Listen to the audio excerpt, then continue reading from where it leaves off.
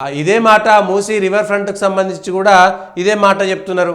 Musi river ఫ్రంట్కి సంబంధించినటువంటి దాంట్లో కూడా కేసీఆర్కి సంబంధించినటువంటి దాంట్లో మాట్లాడుతూ రాజేందర్ అన్న వాళ్లకు బానిసత్వం చూపించకని ఈటల రాజేందర్ను విమర్శించుకుంటూ 25,000 ఏది తెలంగాణ ప్రజల పక్కన ఉండు, నేను ఢిల్లీకి వెళ్తున్నా, ఇక్కడ బీజేపీని తీవ్రంగా విమర్శించారు కాబట్టి కేంద్రంలో ఉన్నది కాబట్టి ఇవాళ 4 సీట్లు మీరే గెలిచిరు, సికింద్రాబాద్, మల్కాజ్గిరి, చేవెళ్ళ, మెదక్ మీకు బాధ్యత లేదా అన్నారు. అయితే మూసీ రివర్ ఫ్రంట్ చేస్తామనేటువంటి హామీ బీజేపీ ఇచ్చిందా, కాంగ్రెస్ ఇచ్చిందా? కాంగ్రెస్ ఇచ్చినటువంటి హామీకి బీజేపీకి బాధ్యత లేదా అని మాట్లాడడం ఎక్కడిది? ఇది ఎంతవరకు కరెక్ట్గా ఉంటుంది? ఇచ్చినటువంటి హామీలు కాంగ్రెస్ పార్టీ ఇచ్చింది, ప్రభుత్వంలోకి వచ్చింది కాంగ్రెస్, మళ్ళీ బీజేపీకి బాధ్యత లేదా, టీఆర్ఎస్కి బాధ్యత లేదంటే మూసీని అభివృద్ధి చేస్తామని బీజేపీ మేనిఫెస్టోలో చెప్పిందా, లేకపోతే కాంగ్రెస్ మూసీ రివర్ ఫ్రంట్ ఏర్పాటు చేసి మూసీ సుందరీకరణ చేస్తుంది అనేటువంటి మాట చెప్తే దానికి బీజేపీ మద్దతు పలికిందా? దానికి బీజేపీకి ఏం సంబంధం? బీజేపీకి మద్దతు, బీజేపీకి 8 ఎంపీలు గెలిచారు కాబట్టి బీజేపీని 8 ఎంపీలు గెలిపించింది కేంద్రంలో ప్రభుత్వానికి సంబంధించి.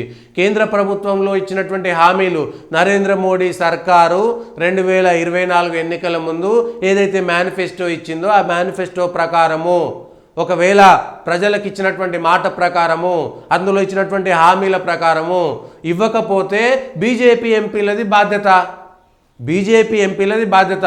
ఒకవేళ ఆ ఎంపీలు స్థానికంగా ఉండేటువంటి సమస్యలను ఉటంకించి ఇగో మేము ఎంపీలుగా గెలిస్తే ఈ సమస్యలను పరిష్కరిస్తామంటే అక్కడ వాళ్ళది బాధ్యత. మూసీ రివర్ ఫ్రంట్ని ఏర్పాటు చేస్తామని వాళ్ళు చెప్పలేదు, మూసీ సుందరీకరణ చేస్తామని బీజేపీ చెప్పలేదు, ఆ ఎంపీలు కూడా చెప్పలేదు. కాబట్టి బీజేపీ ఎంపీలకు ఏం బాధ్యత ఉంటుంది అక్కడ? లేకపోతే టీఆర్ఎస్ ఎమ్మెల్యేలకు, ఎంపీలకు ఏం బాధ్యత ఉంటుంది? ఎవరు అధికారంలో ఉన్నారు? మీరు ఇచ్చినటువంటి మాట, మీరు ఇచ్చినటువంటి హామీలను అమలు చేస్తారా లేదా అనేటువంటిది అడిగేటువంటి బాధ్యత ప్రతిపక్షాలకు ఉంటుంది. అందులో తెలంగాణలో ప్రతిపక్షంలో ఉన్నటువంటి బీజేపీ ఎంపీలు 4 గెలిచిలు కాబట్టి మీరు చేస్తారా? నేను ఢిల్లీకి వెళ్తున్నా, రేపు మోదీ దగ్గరికి వెళ్దాం. సబర్మతి రివర్ ఫ్రంట్ కోసం 64,000 కుటుంబాలను ఆయన బయటకు పంపారు. 25,000 కోట్ల మూసీ రివర్ డెవలప్మెంట్ ఫ్రంట్ కోసం మోడీని అడుగుదాం. ఎందుకు ఇయ్యరు? మోడీ సబర్మతి డెవలప్మెంట్ కోసం ఎంత కేంద్ర ప్రభుత్వాన్ని అడిగిండు అది కూడా లెక్క తీయండి. ఇవాళ మేము మోడీని అడుగుతామనేటువంటి మాట చెప్పారు. మోడీ గుజరాత్లో సబర్మతి రివర్ డెవలప్మెంట్ చేసిండు కదా, ఆ సబర్మతి డెవలప్మెంట్ కోసం కేంద్ర ప్రభుత్వాన్ని డిమాండ్ చేసిండా? ఒకవేళ ఉంటే ఆ క్లిప్పింగ్స్ పెట్టండి.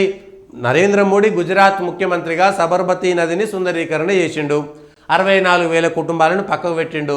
ఒకవేళ వాళ్ళు నష్టపరిహారం ఇవ్వకపోతే, లేకపోతే అక్కడ సబర్మతి నది కింద పేదోళ్ళందరినీ ఎలగొడితే గుజరాత్లో బీజేపీ మళ్ళీ గెలవకపోతుండే, గుజరాత్లో నరేంద్ర మోడీకి మళ్ళీ మద్దతు తెలియకపోతుండే, గుజరాత్లో ఎంపీలు గెలవకపోతుండే. కానీ ప్రతిసారి గుజరాత్లో బీజేపీ గెలుస్తుంది. ఒకవేళ ఎవరికైనా నష్టపరిహారం జరుగుంటే అక్కడ కాంగ్రెస్ వాళ్ళు ఎవరైనా పేదలు సబర్మతి సుందరీకరణలో భాగంగా అక్కడ పేదలకు నష్టం జరిగితే అక్కడ ఉన్నటువంటి పేదలు బీజేపీకి వ్యతిరేకంగా ఉద్యమం చేసేటువంటి వారు ఒకవేళ అనగదొక్కినా అక్కడ కాంగ్రెస్కు ఉపయోగపడేది. కానీ వరుసగా 30 సంవత్సరాల నుంచి అక్కడ బీజేపీ అధికారంలో ఉన్నది, 30 సంవత్సరాల నుంచి బీజేపీ అధికారంలో ఉన్నది. మోడీ వెళ్ళిపోయిన తర్వాత కూడా 3 ఎన్నికలు జరిగినాయి. సో అక్కడ భారతీయ జనతా పార్టీకే మద్దతు వస్తున్నది. అది మోడీ పేరు మీద వస్తుందా, అమిత్ షా పేరు మీద వస్తుందా, బీజేపీ పేరు మీద వస్తుందా, గుజరాత్ పేరు మీద వస్తుందా పక్కన పెడదాము. అక్కడ వాళ్ళు 30 ఏళ్ళ నుంచి ఒక పార్టీని పక్కకు పెట్టట్లేదు అంటే ఎప్పటికీ వాళ్ళక్కడ బీజేపీ మీద నమ్మకం ఉన్నది. ఒకవేళ సబర్మతి కోసము 64,000 కుటుంబాలను ఆయన తప్పిస్తే 64,000 కుటుంబాలకు రిహాబిలిటేషన్ ఇచ్చిండా ఇవ్వలేదా? అధికారం మీ చేతిలో ఉన్నది, పోయి అధ్యయనం చేయించండి, మీ చేతిలో ఉంది కదా. మీ కాంగ్రెస్ వాళ్ళని పంపించండి గుజరాత్కి. ఏ విధంగా అభివృద్ధి చేసిండు, అభివృద్ధి చేయడం వల్ల గుజరాత్కి ఎంత లాభం వచ్చింది, టూరిజం ఎంత పెరిగింది, సబర్మతి కింద ఎంత అభివృద్ధి జరిగింది, తొలగించినటువంటి వాళ్ళని ఎక్కడికి తీసుకుపోయారు, వాళ్ళందరికీ నష్టపరిహారం ఇచ్చిరా లేదా, నష్టపరిహారం ఇవ్వకపోతే ఎందుకు ఇవ్వలేదు, నష్టపరిహారం ఇవ్వకపోతే ఆ కాలంలో జరిగినటువంటి ఉద్యమాలు ఏంటి, అక్కడ ఉన్నటువంటి కాంగ్రెస్ ఏ పని చేసింది, అక్కడ ఉన్నటువంటి మీ కాంగ్రెస్ నాయకులను అడిగితే మీ వివరాలు పంపిస్తారు కదా. ఇవాళ బీజేపీ ఎంపీలకు బాధ్యత లేదా? బీజేపీ ఎంపీలు హామీ ఇచ్చిరా? కిషన్ రెడ్డో లేకపోతే ఎవరి పేర్లు చెప్పారు? Secunderabad MP Kishan Reddy, Malkajgiri MP Etela Rajender, Chevella MP Konda Vishweshwar Reddy, Medak MP Raghunandan Rao, అన్నీ మీరే గెలిచారు కదా, మీకు బాధ్యత లేదా? వాళ్ళు బాధ్యత తీసుకుంటామని బీజేపీ ఎంపీలు ఏమైనా హామీ ఇచ్చిరా ఎన్నికలప్పుడు?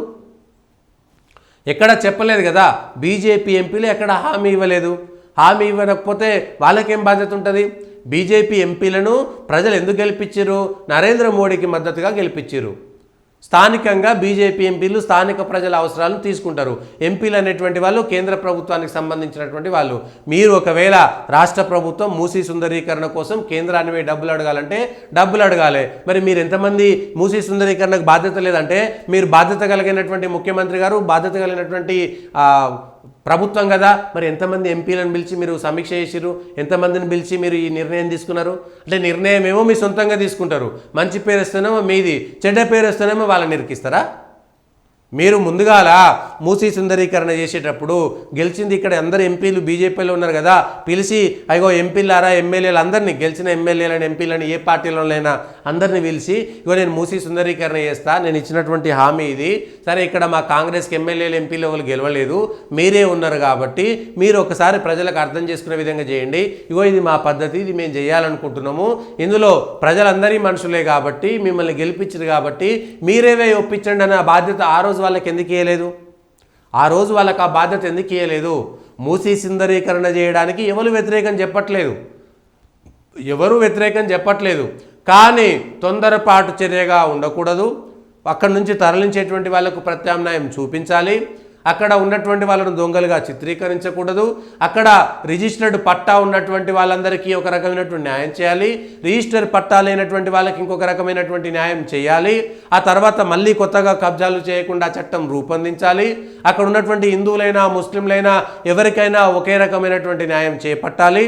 మూసీలో ప్రతి చోట కూడా పెద్దోళ్ళైనా పేదోళ్ళైనా అందరికీ ఒకే రకమైనటువంటి న్యాయం చేయాలి, అందరికీ ఒకే విధమైనటువంటి నష్టపరిహారం చెల్లించాలి అనేటువంటిదే డిమాండ్ చేస్తున్నారు. వాళ్ళకు ప్రత్యామ్నాయం చూపిన తర్వాత, ఎందుకంటే వాళ్ళ మీరు హైడ్రాలో గనక ఎక్కడైనా సరే ఫాతిమా కాలేజో ఇంకొక కాలేజో కూలగొట్టలేదు, ఎందుకంటే విద్యార్థులకు విద్యా సంవత్సరం ఉందన్నారు. మరి ఇక్కడ మూసీ నదిలో కూలిపోతున్నటువంటి ఇండ్లల్లో విద్యార్థులు లేరా? వాళ్ళ విద్యా సంవత్సరం కూలిపోదా? అక్కడ కూడా ఎండాకాలం సెలవులనే కూలగొడితే అయిపోయేది కదా. మూసీ రివర్ ఫ్రంట్కు సంబంధించినటువంటి సుందరీకరణ పనుల్లో కూడా మీరు అక్కడ కూడా కేవలం ఎండాకాలం సెలవులలో ఏదైతే విద్యా సంవత్సరం అయిపోతుందో ఆ విద్యా సంవత్సరం అయిపోయిన తర్వాత కూలగొడితే అయిపోయింది కదా. అక్కడ విద్యార్థులు కాదా? వాళ్ళ చదువు కాదా? వాళ్ళు మనుషులు కాదా? అక్కడ వాళ్ళు మాత్రమే మనుషులా? ఇందులో ఎంతో కొంతమంది విద్యార్థులు అయితే ఉంటారు కదా, వాళ్ళు కూడా చదువుకొని ఉంటారు కదా. ఈ ఏరియాలో ఉంటున్నామంటే ఆ దగ్గర ఉండేటువంటి బడికి వెళ్తారు కదా. మళ్ళీ మీరు ప్రత్యామ్నాయం ఇంకెక్కడో బండ్లగూడకో చైతన్యపురికో లేకపోతే ఇంకేదో ఊరవతలు తీసుకపోతే అక్కడ వాళ్ళకి విద్యా సంవత్సరం మధ్యలో వాళ్ళు వెళ్ళి చదువుకోలేరు కదా. లేదు అప్పటిదాకా ఇక్కడ వాళ్ళు రెంట్ తీసుకొని ఉండలేరు కదా. మరి వాళ్ళ మీద ఎందుకు కనికరం లేదు? పోనీ మీరు పోయిన విద్యా సంవత్సరం ముందు నోటీసులు ఇచ్చిరా? ఇవ్వలేదెందుకు? మార్చిలో మీరు ప్రభుత్వంలోకి వచ్చింది డిసెంబర్లో. మరి ఇవన్నీ ముందే ఆలోచించాలి కదా. అధికారులు మీకు సలహాలు సూచనలు ఇవ్వాలి కదా, మీ సలహాదారులు సూచనలు ఇవ్వాలి కదా. అప్పుడెందుకు మీరు చేయలేదు? అట్లా మాట్లాడుతున్నాము ఒక అంశము, ఇట్లా మాట్లాడుతున్నాము ఇంకొక అంశమా? దీనికి సంబంధించినటువంటి అంశాలు కూడా చెప్పాలి కదా. ఇగో ఇట్లా అవసరం మంచిదైతేనేమో మనది, చెడ్డదైతేనేమో మోడీ మీద నెట్టాలి, కేంద్రం మీద నెట్టాలి. ఇక్కడ ఎంపీలు గెలిచారు కదా, వాళ్ళకేం సంబంధం, వాళ్ళెందుకు సంబంధం లేదు, రండి పోయి మూసీకి పోయి. వాళ్ళేమో కాళేశ్వరం మేము కడతామంటారు, కేంద్ర ప్రభుత్వం దానికి జాతీయ హోదా ఇవ్వాలంటారు. లేకపోతే మూసీ రివర్ ఫ్రంట్ కడతాం, దానికి జాతీయ హోదా ఇవ్వాలి, లేకపోతే కేంద్రం నుంచి నిధులు ఇవ్వాలి. మీ అవసరాల కోసము మీరిచ్చినటువంటి హామీలకు కేంద్ర ప్రభుత్వం మీద నెట్టడింది. కేంద్రం ప్రభుత్వం డబ్బులు ఇవ్వలేదు, తెలంగాణకు కేంద్రం ఇవ్వలేదు. తెలంగాణకు 2014 నుంచి ఇప్పటిదాకా కేంద్రం ఎన్ని నిధులు ఇచ్చింది, ఏ శాఖ దగ్గర ఎన్ని నిధులు ఇచ్చింది, ఏ పథకం ద్వారా ఎన్ని నిధులు ఇచ్చింది, ఏ జిల్లాకి ఎన్ని నిధులు ఇచ్చింది, రోడ్లకు ఎన్ని ఇచ్చింది, నీళ్ళకి ఎన్ని ఇచ్చింది, మంచినీళ్ళకి ఎన్ని ఇచ్చింది, ఉపాధి హామీకి ఎన్ని ఇచ్చింది, సీసీ రోడ్లకు ఎన్ని ఇచ్చింది, ఆర్థిక సంఘం నిధులు ఎన్నిచ్చింది, మిగిలినటువంటి అన్ని శాఖల ద్వారా ఎన్నిచ్చింది, చేప పిల్లలకు ఎన్నిచ్చింది, బర్రె పిల్లలకు ఎన్నిచ్చింది, గొర్రె పిల్లలకు ఎన్నిచ్చింది, ఇవన్నీ కూడా కేంద్ర ప్రభుత్వం ద్వారా వచ్చినటువంటి నిధులన్నీ, శ్మశాన వాటికలకు ఎన్నిచ్చింది, రైతు సంఘాలకు ఎన్నిచ్చింది, రైతు వేదికలకు ఎన్నిచ్చింది, ఇవన్నీ కూడా కేంద్ర ప్రభుత్వం ఎన్నిచ్చిందో లెక్కలు చెప్పాలి కదా. మీరు ఇవ్వని వాటిని లెక్కలు అడిగేటువంటి వాళ్ళు ఇచ్చిన వాటిని లెక్కలు అడగాలి కదా. గ్రామీణ సడక్ యోజనకి ఎన్ని ఇచ్చింది, నేషనల్ హైవేలకు ఎన్ని ఇచ్చింది, రైతులకు మద్దతు ధర కోసం ఎంత ఇచ్చింది, రైతులకు యూరియా కింద, డిఏపి కింద, లేకపోతే పనిముట్ల కింద ఎంత సబ్సిడీ ఇచ్చింది, ఒక యూరియా బస్తకు కేంద్రం ఎంత సబ్సిడీ ఇస్తుంది, ఒక డిఏపి బస్తకు ఎంత సబ్సిడీ ఇస్తుంది, ఒక ట్రాక్టర్ వస్తే ఎంత సబ్సిడీ ఇస్తున్నది, ఒక సీసీ రోడ్డు వేస్తే కేంద్ర ప్రభుత్వ నిధులు ఎన్ని, ఒక ప్రధానమంత్రి సడక్ యోజన కింద కేంద్ర ప్రభుత్వ నిధులు ఎన్ని, ఒక నేషనల్ హైవే కింద కేంద్ర ప్రభుత్వ నిధులెన్ని, రైతులకు ఇచ్చేటువంటి పిఎం ఆవాస్ యోజన కింద వచ్చేటువంటి ఆ నిధులెన్ని, లేకపోతే మరుగుదొడ్లకు వచ్చేటువంటి స్వచ్ఛ భారత్ నిధులెన్ని, ఇట్లా పిఎం ఆవాస్ యోజన కింద వచ్చేటువంటి ఎన్ని, ఏ రైతులకు ఎన్ని వస్తున్నాయి, రైతులకు సంబంధించి ప్రధానమంత్రి మోడీ నిధులు ఎన్ని వస్తున్నాయి, లేకపోతే బిజిలీ యోజన కింద ఎన్ని వస్తున్నాయి, సబ్సిడీ కింద ఏ పథకంలో ఎన్ని వస్తున్నాయి, కుల వృత్తులకు ఎక్కడ వస్తుంది, చేనేతకు ప్రోత్సాహకాల కింద కేంద్ర ప్రభుత్వానికి ఎన్ని వచ్చినాయి, గ్రామ అభివృద్ధి కింద ఎన్ని వచ్చింది, గ్రామానికి సంబంధించినటువంటి పంచాయతీ భవనాలకు కేంద్ర ప్రభుత్వం ఎంత ఇచ్చింది, ఇట్లా ప్రతి ఒక్కటి ఊర్లో పొద్దుగాల లేస్తే వెలిగేటువంటి ఎల్ఈడి బల్బుల నుంచి, నడిచేటువంటి సీసీ రోడ్ల నుంచి, నడిచేటువంటి పొద్దుగాల కాలకృత్యాలు తీసుకున్నటువంటి స్వచ్ఛ భారత్ మరుగుదొడ్ల నుంచి రాత్రి పడుకునేదాకా ఒక ఊర్లో కేంద్ర ప్రభుత్వానికి ఎన్ని ఇచ్చింది, రూర్బన్ మిషన్ కింద ఎన్ని ఇచ్చింది, అమృత్ పథకం కింద ఎన్ని ఇచ్చింది, పట్టణాలకు ఎంత ఇచ్చింది, గ్రామాలకు ఎంత ఇచ్చింది, నగరాలకు ఎంత ఇచ్చింది, రాష్ట్రం నుంచి ఎంత పోయింది, ఏ పథకం ద్వారా ఎంతెంత సబ్సిడీ ఇస్తున్నది, ఇవన్నీ కూడా లెక్కలు చెప్పాల్సినటువంటి అవసరం ఉంది కదా. ఎస్, కుల్లం చెప్పాలి. ఇయ్యని వాటి గురించి మాట్లాడుతున్నారు కదా, ఇచ్చిన వాటి గురించి కూడా మాట్లాడాలి.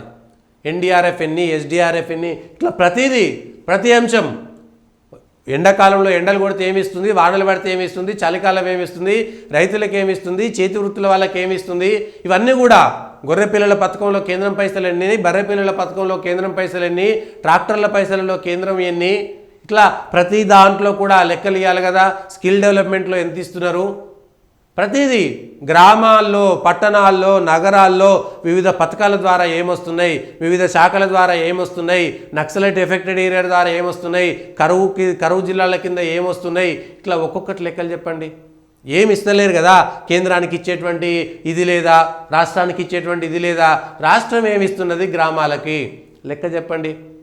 సర్వశిక్ష అభియాన్ కింద చదువుకునేటువంటి పిల్లలకి ఏమిస్తుంది, మధ్యాహ్న భోజనానికి ఏమిస్తుంది, రాత్రి భోజనానికి ఏమిస్తున్నది, టీచర్లకు ఏమిస్తున్నది, గవర్నమెంట్లో డెవలప్మెంట్కి ఏమిస్తున్నది, లేకపోతే కేంద్ర ప్రభుత్వం నుంచి నేరుగా వచ్చేటువంటి పాఠశాలలని, విద్యాశాఖల్లో వచ్చేటువంటి డబ్బులని అవి కూడా పెట్టవచ్చు కదా.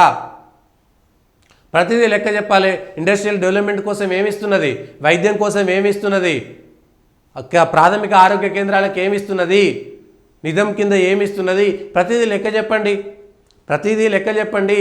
నేషనల్ హెల్త్ మిషన్ ద్వారా ఏమిస్తున్నది, ప్రతిదీ అదే కదా. విద్యా వైద్యం కీలకం అనుకుంటే, తిండి తిప్పల కింద కీలకం అనుకుంటే, కూడుగుడ్డ కీలకం అనుకుంటే, దానికి కేంద్రం నుంచి రాష్ట్రానికి వచ్చేటువంటి డబ్బులన్నీ, ఇవాళ రేషన్ బియ్యంలో కేంద్రం డబ్బులన్నీ, రాష్ట్రం డబ్బులన్నీ, వచ్చేటువంటి 5-6 కిలోలలో ఒక్కొక్కరికి రాష్ట్రం ఏమిస్తున్నది, కేంద్రం ఏమిస్తున్నది, లెక్కలు చెప్పండి. ప్రతిదీ చెబితే ఒక ఊరిలో ఎంతమందికి ఏమిస్తారు. పొద్దున లేచిన కాంచి ఎల్ఈడి బల్బు, పొద్దుగాల మనం బాత్రూమ్ పోయేటువంటి స్వచ్ఛ భారత్ దగ్గర నుంచి మొదలు పెట్టుకుంటే, నడిచేటువంటి సీసీ రోడ్ల నుంచి మొదలు పెట్టుకుంటే, గ్రామ పంచాయతీ సఫాయికారులకు ఇచ్చేటువంటిది, గ్రామ పంచాయతీ బిల్డింగ్లకు ఇచ్చేటువంటిది, రైతులకు రైతు వేదికలకు ఇచ్చేటువంటిది, లేకపోతే శ్మశాన వాటికలకు ఇచ్చినటువంటిది, రైతులకు కిసాన్ సంబంధించినటువంటిది, ఫసల్ బీమా సంబంధించినటువంటిది, రైతులకు మట్టికి సంబంధించినటువంటి అవి లెక్కలు చూసేటువంటిది, కానీ మట్టికి సంబంధించినటువంటి దాని శాస్త్రీయత నిరూపించేటువంటి కానీ, ఎరువులకు సంబంధించినటువంటి దానిలో కానీ, ధాన్యం కొనుగోలు కానీ, మద్దతు ధర విషయంలో కానీ, యంత్రాల కొనుగోలులో కానీ, విద్యార్థులకు సంబంధించి ప్రాథమిక దాని విద్యాశాఖ కానీ, మాధ్యమిక విద్యాశాఖ కానీ, ఉన్నత విద్యాశాఖ కానీ, యూజీసీకి కానీ కేంద్ర ప్రభుత్వ గ్రాంట్లన్నీ, రాష్ట్ర ప్రభుత్వ గ్రాంట్లన్నీ, సర్వశిక్ష అభియాన్ నుంచి వచ్చేటువంటి అన్ని, వివిధ శాఖల ద్వారా వచ్చేటువంటి అన్ని, ఇవన్నీ కూడా వైద్యం ద్వారా ప్రాథమిక ఆరోగ్య కేంద్రానికి ఏమిస్తున్నారు, జిల్లా వైద్యాలకు ఏమిస్తున్నారు, లేకపోతే నేషనల్ హెల్త్ మిషన్ ద్వారా ఏమిస్తున్నారు చెప్పండి.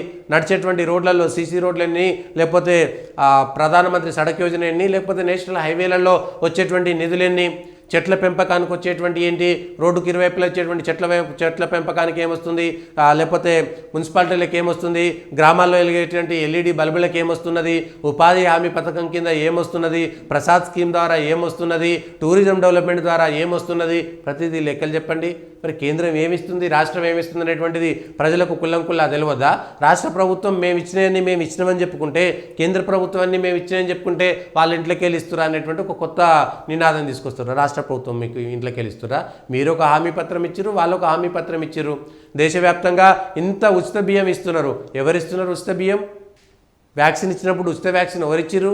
ఇవన్నీ కూడా లెక్కలు తీయాల్సినటువంటి అవసరం ఉందా లేదా? ఇవన్నీ మాట్లాడాల్సినటువంటి అవసరం లేదా? మూసీకి సంబంధించినటువంటి డెవలప్మెంట్ చేయండి. మీరు కాకపోతే ఇంకోళ్ళు చేయరనుకున్నప్పుడు ఎస్ మీరు చేసిరనేటువంటి పేరు తెచ్చుకోండి, కానీ దాన్ని రాజకీయం చేయకండి. పేద ప్రజలకు అన్యాయం జరిగితే ఎవరైనా మాట్లాడతారు, వివరాలు చెప్పండి. ప్రతిదీ రాజకీయం చేయాల్సినటువంటి అవసరం లేదు. ప్రతిపక్షం రాజకీయం చేస్తుంది కాబట్టి ప్రభుత్వం ఖచ్చితంగా వివరాలతో సహా లెక్కలతో సహా ప్రతిదీ చెప్పండి. ప్రతిపక్షాల నోర్లు ముయ్యండి. మీ ఎమ్మెల్యేలు ఉన్నారు, శిక్షణ ఇవ్వండి. మీ అధికార ప్రతినిధులకు శిక్షణ ఇవ్వండి. ఏది పడితే అది రాజకీయం మాట్లాడి వాళ్ళు వీళ్ళతోటి వండుకున్నారు, వీళ్ళు వీళ్ళతోటి లేచిపోయారు, వాళ్ళు వీళ్ళకు విడాకులు అయినాయి, ఇవి కాదు మాట్లాడాల్సినటువంటి అంశం. అధికారంలో మీరున్నారు. గత ప్రభుత్వంలో ఉన్నటువంటి వ్యక్తులు వ్యక్తిగత తప్పులు చేసినా, ప్రభుత్వ పరంగా తప్పులు చేసినా, లేకపోతే అవినీతి లంచగొండితనం చేసినా మీరు అధికారంలో ఉన్నారు. ఎందుకు ఫోన్ ట్యాపింగ్ ఇప్పటిదాకా బయటికి రాలేదు? ఫోన్ ట్యాపింగ్ ఎందుకు రాజకీయాల్లోకి వాడుకుంటున్నారు? మిషన్ కాకతీయ మీద విచారణ ఎందుకు చేయలేదు? మిషన్ భగీరథ మీద విచారణ ఎందుకు చేస్తలేరు? కాళేశ్వరం విచారణ ఎందుకు బయటకు వస్తలేదు? బిజిలీ కొనుగోలు విషయంలో ఎందుకు బయటకు వస్తలేదు? ఇవన్నీ ఎందుకు ఆగిపోయినాయి? లక్షల కోట్ల రూపాయల అవినీతి చేసినటువంటి కేసీఆర్ కుటుంబం యొక్క అవినీతి సొమ్మునంతా కక్కిస్తామని చెప్పింది కాంగ్రెస్ సర్కారు, కాంగ్రెస్ పార్టీ కాదా? సర్కారులోకి వచ్చినాక చేయలేకపోతున్నారంటే మీదే తప్పు. ఇవాళ కేసీఆర్ కుటుంబం యొక్క అవినీతిని కక్కించకపోతే, కనీసం లెక్కలు చెప్పకపోతే, ఏ శాఖ నుంచి ఎంత అవినీతి చేసిరో మీరు లెక్కలు చెప్పకపోతే, ప్రజలకు చూపెట్టకపోతే కాంగ్రెస్ పార్టీదే తప్పవుతుంది. ఆ రోజు మళ్ళీ టీఆర్ఎస్ వాళ్ళు వచ్చి ఖచ్చితంగా చెప్తారు, మమ్మల్ని అవినీతి పరులు అన్నారు కదా, కాంగ్రెస్ పార్టీ చేతిలో అధికారం ఉన్నది కదా, ఇప్పటిదాకా ఎందుకు రుజువు చేయలేకపోయారు? ఎందుకు ఇప్పటిదాకా కనీస విచారణ చేయలేకపోయారు? ఏ శాఖలో ఎంత అవినీతి జరిగిందో ఇప్పటిదాకా ఎందుకు చెప్పలేకపోయారు? లేకపోతే వాళ్ళకు సంబంధించినటువంటి ఆస్తులపైన ఇప్పటిదాకా ఎందుకు విచారణ చేయలేకపోయారు? ఈ అంశాలపైన కూడా స్పష్టత ఇవ్వాల్సి వస్తుంది. కాంగ్రెస్ ప్రభుత్వానికి మెడలో పెద్ద గుదిబండ అయ్యేటువంటి అవకాశం ఉంది. ఇదంతా కూడా కాంగ్రెస్ సర్కార్ ఇవాళ మీరు అధికారంలో ఉన్నారు కాబట్టి మీడియాలో ఏది పెడితే అది వచ్చి ఉండొచ్చు. రెండు వైపులా రాజకీయమైనటువంటి కత్తికి రెండు వైపులా పదును ఉంటుంది కాబట్టి ఎటువైపు తెగుతుందో తెలియదు. కాబట్టి కాంగ్రెస్ పార్టీకి సంబంధించినటువంటి ప్రజాప్రతినిధులకి, మీ పార్టీకి సంబంధించినటువంటి అధికార ప్రతినిధులకి, మీ పార్టీలో మీడియాలో మాట్లాడేటువంటి నాయకులకి గతంలో ఏం జరిగింది, ఇప్పుడేం జరిగింది, ఫస్ట్ శిక్షణా తరగతులు ఇవ్వండి. ఏది పెడితే అది మాట్లాడేయకండి. ఇష్టానుసారంగా కేవలం గబ్బు మాటలు, టీఆర్ఎస్ వాళ్ళు గబ్బు మాటలు మాట్లాడారని మీరు అంటారు. మీరు మాట్లాడద్దు. వాళ్ళు ఎన్ని మాట్లాడినా, వాళ్ళు ఎన్ని రెచ్చగొట్టినా, వాళ్ళు ఎన్ని బూతులు మాట్లాడినా ఇది మా నిబద్ధత. మేము ఈ లైన్ దాటము, మేము బూతులు మాట్లాడము, మేము వ్యక్తిగత విమర్శలు చేయము, మేము రాజకీయ విమర్శలు మాత్రమే చేస్తాము, వ్యక్తిత్వ హననము చేయము. వాడు పొడుగోడని, వీడు పుట్టోడని, వీడు నల్లోడని, వాడు ముక్కోడని, వీడు తెల్లోడని ఇష్టానుసారంగా వ్యక్తుల యొక్క రూపురేఖలపైన కూడా మాట్లాడి వాళ్ళ పిల్లలు, వాళ్ళ కుటుంబాలను, వాళ్ళను రోడ్డు మీదకి వేయడం కాదు. వీరు ఎవరైతే గత ప్రభుత్వంలో అధికారం చెల్లించారో, ఎవరైతే మంత్రులుగా ఉన్నారో, కేసీఆర్ కుటుంబం మీద కాంగ్రెస్ పార్టీ ఏవైతే వాగ్దానాలు ఇచ్చిందో అవన్నీ మీరు చెయ్యండి. చేయకుండా మీరు ఇష్టానుసారంగా రాజకీయాలు మాత్రమే చేస్తా అంటే ప్రజలు పట్టించుకోరు. ప్రజలు లాస్ట్కి ఏమవుతుందంటే, ఇది ఎక్కడ అన్యాయం, వాళ్ళు వచ్చినా వీళ్ళు వచ్చినా తిట్టుకుంటారు, వాళ్ళు వచ్చినా వీళ్ళు వచ్చినా బూతులే మాట్లాడతారని ఇంకో ప్రత్యామ్నాయం వెళ్ళిపోతారు. ప్రజలకు ఇంకో ప్రత్యామ్నాయం కావాల్సి వస్తుంది తెలంగాణ వచ్చిన తర్వాత.